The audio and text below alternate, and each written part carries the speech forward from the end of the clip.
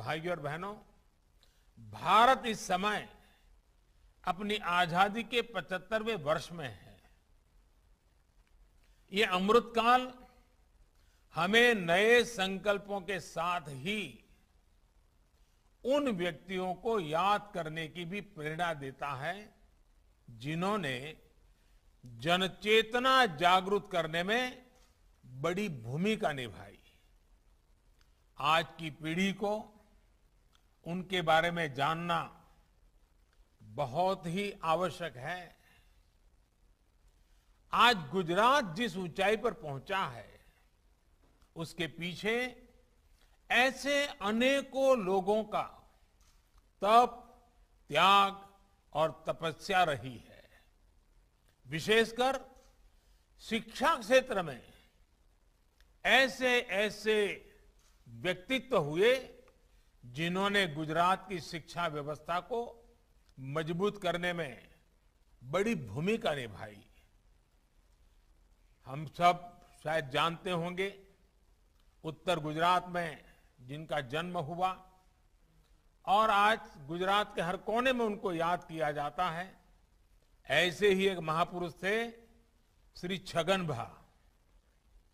उनका दृढ़ विश्वास था कि शिक्षा ही समाज के सशक्तिकरण का सबसे बड़ा माध्यम है।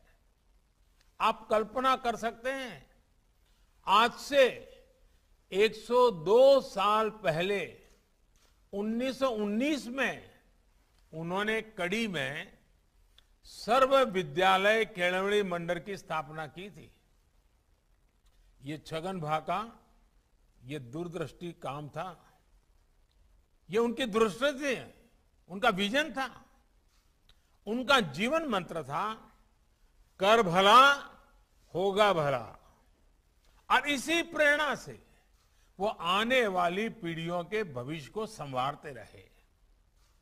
जब 1929 में गांधी जी छगन भाजी के मंडल में आए थे, तो उन्होंने कहा था कि छगन भा बहुत बड़ा सेवा कार्य कर रहे हैं।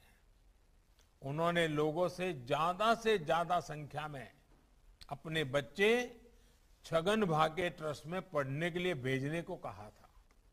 साथियों, देश की आने वाली पीढ़ियों के भविष्य के लिए अपना वर्तमान खपा देने वाले ऐसे ही एक और व्यक्ति का जिक्र मैं जरूर करना चाहूंगा। वो थे भाई काका। भाई काका ने आणंद और खेड़ा के आसपास के इलाके में शिक्षा व्यवस्था को मजबूत करने के लिए बहुत काम किया था।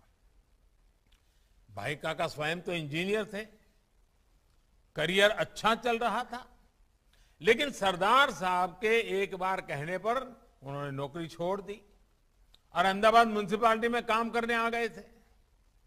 कुछ समय बाद वो चरोतर चले गए थे, जहां उन्होंने आणंद में चरोतर एजुकेशन सोसाइटी का काम संभाला।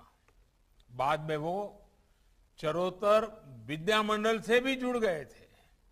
भाई काका ने उस दौर में एक रूरल यूनिवर्सिटी का सपना भी देखा था। एक ऐसी यूनिवर्सिटी जो गांव में हो और जिसके केंद्र में ग्रामीण व्यवस्था के विषय हो। इसी प्रेरणा से उन्होंने सरदार वल्लभ भाई पटेल यूनिवर्सिटी के निर्माण में अहम भूमिका निभाई थी। ऐसे ही भिखाभाई पटेल भी थे, जिन्होंने भाई काका और सरदार पटेल के साथ काम किया था। साथियों, जो लोग गुजरात के बारे में कम जानते हैं, उन्हें मैं आज वल्लभ विद्यानगर के बारे में भी बताना चाहता हूं। आप में से काफी लोगों को पता होगा, ये स्थान करमसद, बाकरोल और आणंद के बीच में पड़ता है। इस स्थान को इसलिए विकसित किया गया था ताकि शिक्षा का प्रसार किया जा सके, गांव के विकास से जुड़े कामों में तेजी लाई जा सके। वल्लभ विद्यानगर के साथ सिविल सेवा के दिग्गज अधिकारी एचएम पटेल जी भी जुड़े थे।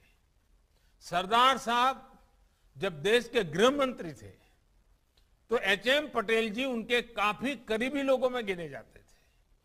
बाद में वो जनता पार्टी की सरकार में वित्त मंत्री भी बने। साथियों, ऐसे कितने ही नाम हैं जो आज मुझे याद रह रहे हैं। सौराष्ट्र की अगर बात करें, हमारे मोहनलाल लालजी भाई पटेल, जिनको हम मोला पटेल के नाम से जानते थे।